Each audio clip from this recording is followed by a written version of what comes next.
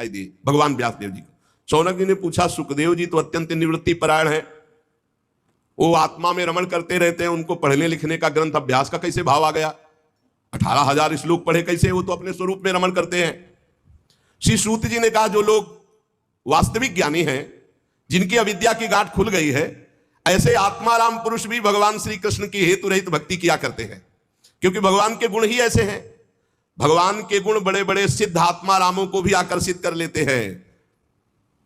श्री सुखदेव जी तो भगवान के भक्तों के अत्यंत प्रिय और स्वयं भगवान वेद व्यास के पुत्र हैं। भगवान के गुणों ने उनके हृदय को अपनी ओर खींच लिया और वो विवश होकर के श्रीमद् भागवत का अध्ययन किया।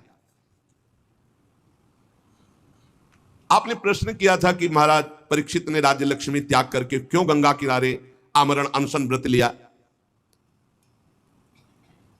जिस समय महाभारत युद्ध में कौरव और पांडव दोनों पक्षों के बहुत से वीर वीर गति को प्राप्त हो चुके थे, भीमसेन की भयंकर गदा के प्रहार से दुर्योधन की जंघा टूट चुकी थी,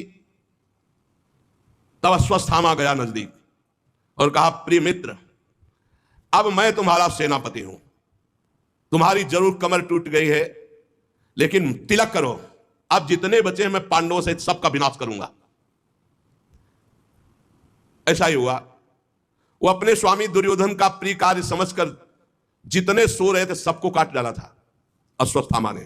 बहुत से वीर बचे थे, बहुत से वीरों को रात्रि में सोते समय सबको, धृष्टद्युम्न आदि सबको, और ये द्रौपदी के पुत्रों को पांडव समझकर काटा था। और ये भगवान ने बचाव पक्ष किया, पांडवों को उठा करके अपने शिविर की तरफ ले गए और वहां द्रौपदी के पुत्र सोए हुए थे, तो समझा कि ये पांचों पांडव, क्योंकि ज्यों के त्यों वैसे ही महारथी थे, ये सोते हुए सबको काट डाला। द्रौपदी के 5 पुत्रों के सिर काट करके दुर्योधन के पास लाया और कहा, मैं पांडवों का सर ले आया, देखो।